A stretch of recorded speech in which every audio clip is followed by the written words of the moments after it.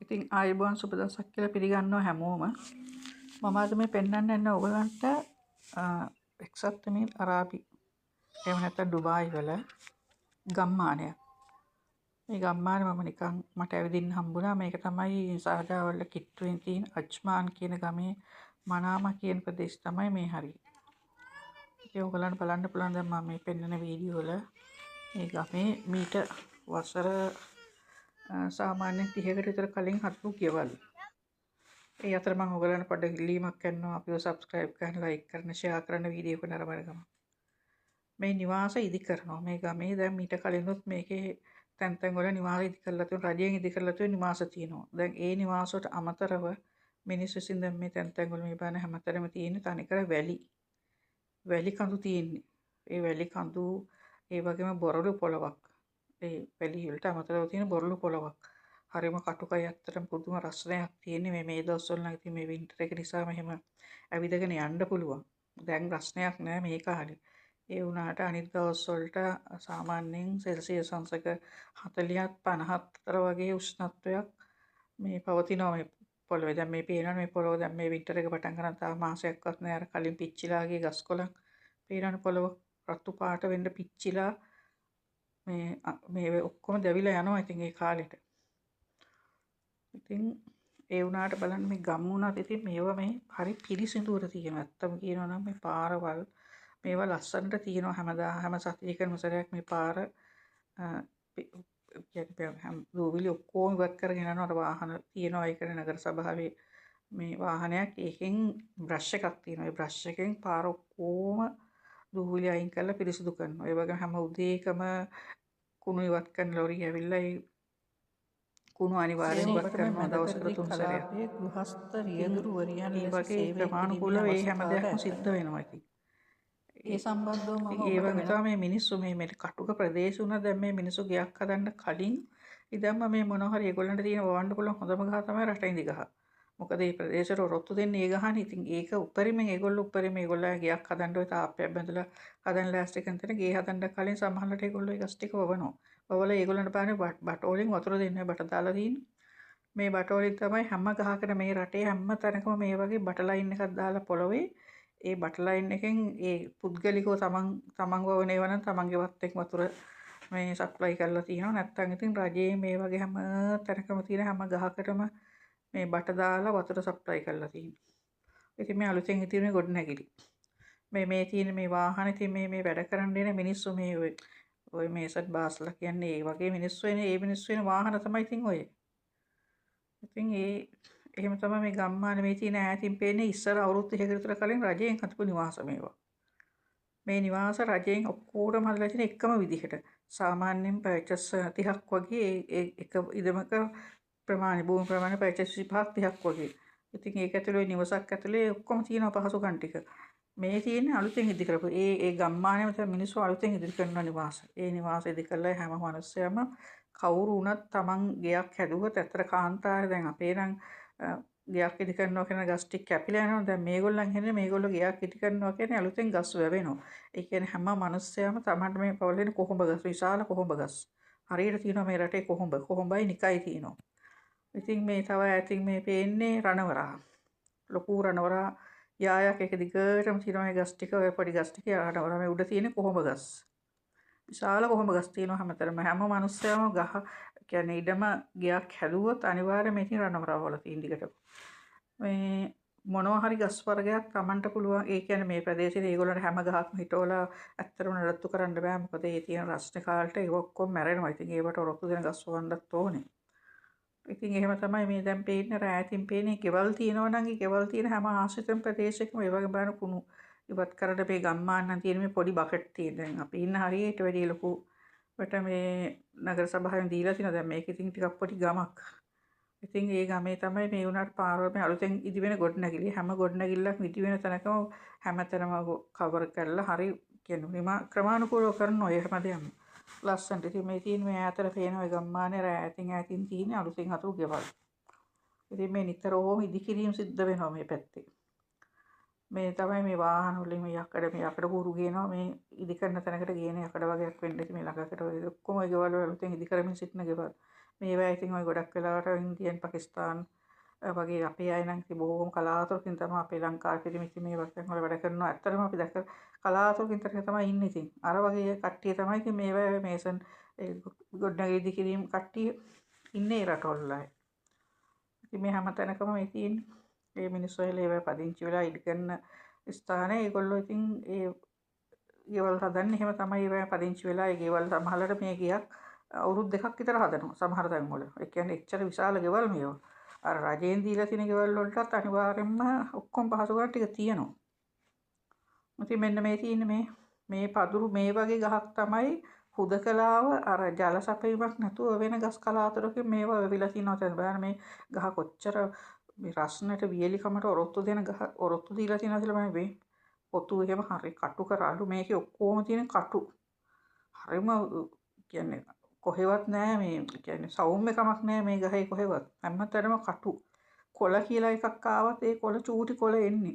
ඒවා එකට අවුරුදු රස්නට ඔරොත්තු දෙන්න බෑ. අර ප්‍රභා සංශ්ලේෂණය වෙනකොට එහෙම වැඩි ඒ ගස්වල කොළ තිබ්බොත් නේ ගහ මැරෙන්නේ. දැන් මේ ගස්වල ඇත්තටම තියෙන ඉපල් තියෙන්නේ. මේ මැරිච්ච ගහ නෙමෙයි මේ හොඳට පණ තියෙන ගහක්. මේකේ තමයි ඉතින් ඔය කුරුල්ල කූඩු හදන්නේ කුරුල්ලෙක් කියලා වහන්න නැති. මේ කියන්නේ හුදකලාව තනියෙන් වෙන ගහක්. ඉතින් මේවට කවුරු හරි වතුර දානවා මේ ඔය තියෙනවා බට්ලයින් එකක් කොහෙන් හරි ඒ කියන්නේ හුදකලාව ගහක් වැවෙන්නේ නැහැ ඇත්තටම. වවන්න අමාරුයි. මේ තැන් වල තියෙන පාරේ තැන් වල මේ එහෙම ඉතින් ගස් තියෙනවා. ඒම ඇරෙන්න ඉතින් අර නිල්ලට ගහක් වැවිලා තියෙනවා නම් ඒවා ඉතින් මිනිස්සු විසින් ජල සැපයුමක් දීලා එහෙම නැත්නම් රජයෙන් පාරයන් වල තියෙනවා රජයේ විසින් නඩත්තු කරනවා හැම ගහකටම මේ ඒ කියන්නේ දවසකට 3 පාරක් මේ ජලය විවෘත කරනවා. ඒගොල්ලෝ එක දවසකට 3 පාරක් හරි 4 පාරක් හරි ඒ රස්නේ කාලය අනුව ඒක කරනවා. ඉතින් එහෙම තමයි ගස් කොළන් නඩත්තු කරන දැන් අපිට වගේ ඔය කොහේ හරි කංකුත් දණ්ඩක් මයුක්ක දණ්ඩක් කුසිකලාට එහෙම පැලවෙන මේ ස්වභාවයක් මේකේ නෑ. බලන්න මේ කළු බිමක් ඔක්කොම මේ ගෙවල් ඔක්කොම මේ රජයේ විසින් වසර 25කට 30කට කලින් හදපු ගෙවල්. ඒ ඇතුලේ ඔක්කොම තියෙනවා පහසුකම්. මේකේ උඩ තියෙනවා කාමර 4ක් යට කාමර 4ක් හරි 3ක් හරි තියෙනවා. එතකොට මේ ඇටච් බාත්රූම් එතකොට AC ඔය හැම දෙයක්ම හැම පහසුකම්ම තියෙනවා. ඉතින් මේ ඈතින් පේන්නේ තමයි කඳු වැටියක්. මේක ඇවිල්ලා මේ අපේ කඳු වගේ මේ ගස් කොළන් වෙච්ච කඳුනේ තනිකර පාෂාණ කන්දක් ඒක. ඒක කළු පාෂාණ. ඒ කඳු වැටි. ඉතින් ඒවයි ගස් කොළන් මුකුත් නැහැ. ඉතින් මේ තියෙන මේ කෙවල් වල මේ මිනිස්සු පදිංචි වුණාට පස්සේ හැම මිනිස්සයම ඔය වවනවා මොනවා හරි ගස් විශාල ගස් වර්ග මේ ඒගොල්ලන් හරි කැමති ඒ ගස් ලොකු වෙලා හැදෙනවා නම් ඉතින් උඩරින් වතුර ජල සැපයුම් කරලා ඒ ගස් කොවලා ඉතින් එහෙම තමයි මේක කාන්තාරේ ඉතින් මේ මිනිස්සුන්ට ජීවත් වෙන්න පුළුවන් විදිහට මිනිස්සු විසින්ම ගොඩනගාගත්ත ප්‍රදේශ. අපිට වගේ සබහාදහමෙන් ඉතින් අපිට ඇත්තටම සබහාදහම දුන්නා වැඩි වුණානේ. ඒ කියන්නේ අපි මිනිස්සු ඒව ගණන් ගත්තේ නැහැ. අපිට ගස් කොළන් තිබුණා, ලොදර ගංගා තිබුණා, හැමදේම තිබුණානේ. තිබුණාට මිනිස්සු ඒවා හරි විදිහට පරිහරණය කළේ නැහැ. ඉතින් ඒක තමයි බලන්න මේ කොච්චර වියලි ප්‍රදේශයක් වුණත් මේ මිනිස්සුන්ට ජීවත් වෙන්න පුළුවන් උතර විශාල වේදමක් දරලා මේවා හදාගෙන තියෙන්නේ. ඇත්තටම කියනනම් අපිට ස්වභාවදහමෙන් හරිම ලස්සන සුන්දර රටක් දීලා තියෙනවා ස්වභාවිකව. ඒ වුණාට පහුගිය කාලේ දශක ගානක ඉඳන් ඒ රට පාලනය කරපු පාලකයෝ විසින් ඒක හරියට කළමනාකරණය කරේ නැහැ. කිසිම කළමනාකරණයක් නැහැ. ඔහේ ආවට ගියාට අතන මෙතන තමන්ගේ හිතවතුන්ට එහෙම ඕනෝන් තැන්වල ඒ කියන්නේ ගොඩනැගිල්ලක් ඉදිවි යුත්තන මනුස්සය පදිංචි වෙත්තන කොතනද ඒවා ඒ වෙළඳාමක් කරන්න ඕන කර්මාන්තයක් කරන්න ඕන කොතනද කියන එහෙම කිසිම කළමනාකරණයක් ඇත්තටම අපේ රටේ නෑ. බලන්න පාරක් යන හැමතැනම අතන මෙතන ඒ වගේ ගංගා සිත වැව්වා සිතව ඒ වගේ මුහුදු යල්වල වල නිකන් අනවසර ඉදිකිරීම මිනිස්සුන්ට ඕන විදිහට මිනිස්සු නිකන් ඒ දේශපාලකයට හිතවත් නම් ඒ මිනිහා ඒකට ඉඩ දීලා ඒ රට හරීම කියන්නේ අපිලිවෙලකට හදපු රටක් ඇත්තටම අපේ රට මේ පහුගිය කාල සීමාව තුළම. ඇත්තටම ඒකම තමයි අද ඔය ඇතිවෙච්ච ස්වභාවික විපත් උනත් ඔය වගේ ව්‍යවසනයකටපත් වෙන්න එකම හේතුව කිසිම මේ කළමනාකරණයක් නැතුව කරපු ඉදිකිරීම සහ අනවසර පදිංචි කිරීම වගේ දේවල්. බලන්න දැන් මේ ඕගලන්ට දකින්න ලැබුණේ සත්ත්වගොවිපලක්. මේ සත්ත්වගොවිපල මේ ඇවිල්ලා ඔටු ඉන්න මේ ඔටු ෆාම් එකක්. ඉතින් මේක හදලා තියෙන්නේ මේ ගෙවල් වල කිසිම දැන් අපේ එහෙමනම් අල්ලපුවත් ගෙයක් තිබ්බ කියලා ප්‍රශ්නයක් නැහැ. හරක් ගාලක් හරි දාගන්න පුළුවන් හිටු ගාලක් හරි ඒක මේ මිනිස්සු ඒ අපේ විදම අපිට ඕන එකක් කියලා කරනවා. එහෙම බෑ මෙහෙ. දැන් මේ සත්ත්වගොවිපලට එක මීටර 300කටවත් මෙහා කොහොමවත් ගෙවල් නැහැ. පදිංචි වෙන මිනිස්සු පදිංචි ගෙවල් නැහැ. හානියක් මේ දිගටත් වෙන්නේ නැති වෙන්න ඒ සත්තු ගාල් කරලා තියෙන්නේ බොහොම ඈතට වෙන්න. මේක තනිකරම හිස් ප්‍රදේශයක්. ගෙවල් තියෙන්නේ ගොඩාක් ඈතින් අර ඈතට තමයි ගෙවල් පේන්නේ. ඉතින් ඒ වගේ හරි කළමනාකරණයකින් වැඩ කරලා තියෙනවා. දැන් අපි එහෙම නෙවෙයිනේ අපිට ඕන වෙලාවට අපිට දැන් බලන්න පාරක ගියත් අතන මෙතන ටකරම් අඩු ඒ වගේ කිරිබංගක් අයින්ට ගියත් එහෙමයි හැමදේම කිසිම පිළිවෙලක් නැතුව කරපු වැඩ නිසා අපිට ඒ පැත්තට පස්සුනේ. ඒක තමයි මම කියන්නේ මේ දාන නීති වලට මිනිස්සු මේ හිතුවක්කාර වෙන්න එපා. රජයේ නීතියක් දාන්නේ රට හරියට කළමනාකරන එක. දැන් මේ රටවල මිනිස්සු එහෙම කරන්නේ නැහනේ. ඇත්තටම රටක් හරියට පාලනය කරන රජයක් විසින් ඒ සියල්ල කළමනාකරණය යුතුයි. මොකද මිනිස්සු පදිංචි වෙන ස්ථාන කොහෙද? එතකොට කර්මාන්ත කරන්නේ කොහෙද? එතකොට ගොවිතැන් කරන්නේ කොහෙද? ඒ වගේ ඒව වෙනම කළමනාකරණය කරලා ඒවට වෙනම ප්‍රදේශ දීලා ඒව හරියට කරන්න ඕනේ. දැන් අපේ රටේ පහුගිය කාල සීමාවේ එහෙම දේවල් සිද්ධ වුණේ නැහැ. මිනිසුන්ට හිතුවමනාපෙට දේශපාලකයන්ට හිතුවමනාපෙට තමයි හැමදේම සිද්ධ වුණේ. දැන් බලන්න දැන් මේ රටවල එහෙම නෙමෙයි. මේ රටවල දැන් ගෙයක් හදන මේ හදන්නේ මේ මම පෙන්නන වීඩියෝ වල මේ ගෙයක් හදන්නේ. මේ පර්චේස් 25 කට ප්‍රමාණය තියෙන ඊටමක ගෙයක්. ඉතින් මේ ගේ හදන්න සම්පූර්ණ කලින් ඉස්සෙල්ලාම අර සොයිල් ටෙස්ට් එකකට පස් පරීක්ෂණයක් කරනවා. ඒව කළා ඒව රජය අනුමත කරන්න ඕනේ. එතන නිවසක් ඉදිකරන සුදුසුද නැද්ද කියලා. එහෙම නිකන් හදන්න දෙන්නේ නැහැ. ඒව ඊට පස්සේ මේ තියෙන පස් පිහිටි පස් ටික සම්පූර්ණ අයින් කළා. මේ ජල බැස යාමට මේ කාණු පද්ධති හදලා එතකොට කොන්ක්‍රීට් ඒ හැම දෙයක්ම දාලා ලස්සන ඒ කියන්නේ ශක්තිමත්ව මේ මිනිස්සුන්ට ජීවත් වෙන්න වසර ගාණක් කිසිම මේ හානියක් නොවි බය නැතුව ජීවත් වෙන්න පුළුවන් විදිහට හරි ක්‍රමානුකූලව ප්‍රමිතියට ඒව දෙන්නෙත් ඒ ඉදිකිරීම ආයතනවල දෙන්නේ ප්‍රමිතියක් එක්ක තමයි ඒව කරන්න ඕනේ. නිකන් ආවට ගියාට අපේ වගේ හොර වැඩ කරන්නේ ඒව නෑ. ඒ හැමදේම හරි ක්‍රමානුකූලව කරනවා. බලන්න මේ බැකෝ දාලා හාල්ලා මේ සිමෙන්ති කොන්ක්‍රීට් දානවා. මේ කොන්ක්‍රීට් දානවා ඒ හැම දෙයක්ම හරියට කරනවා. ඉතින් දැන් අපේ එහෙම කරන්නේ නැහැ. ඉතින් අපේ වෙලා තියෙන්නේ ඒකයි. දැන් පහුගිය කාලේ රජයවල් වලින් කරපු අක්‍රමිකතා හින්දා තමයි ඔය රටට අද ඔය තත්ත්ව විදිහටපත් උනේ. දැන් අපි කියනවා දැන් ඉදිරියට තියෙන මේ රජය මේ මාළේ රජය ඔය හැම දෙයක්ම සම්පූර්ණ වෙනස් කරලා ඔය හැම දෙයක්ම නීති පද්ධතියක් හදලා මිනිස්සුන්ට හරියට ජීවත් වෙන්න පුළුවන් රටක් හදයි. ඒ වෙලාවට ඔය ඉන්න මිනිස්සුන්ට මම කියන්නේ ඒවට එරෙහි වෙන්න එපා. Tamanට නීතියක් දැම්මම දැන් මේ මිනිස්සුන්ට නීතියක් දැම්මම මේ මිනිස්සු ඒ නීතිය හරියටම ක්‍රියාත්මක කරනවා. ඒ මිනිස්සු ඒ නීති වලට ගරු කරනවා. දැන් බලන්න මේ ඉදිකිරීම ශ්‍රේෂ්ඨයක් කරනකොට මේව හතර වටේ වහලා ලස්සන්ට ඒවා කරනවා. ඉතින් අපි කියන්නේ ඉදිරියටවත් මිනිස්සුන්ට කියන්නේ මිනිස්සු මේ රජයේ යම්කිසි දෙයක් කියනවා නම් මේක කරන්න එපා කියලා නීතියක් දැම්මොත් ඒ නීතියට එක දේශපාලකයන්ගේ අතකොළු වෙලා ඒවට පෙළපාලි යන්න ඒව කරන්න එපා.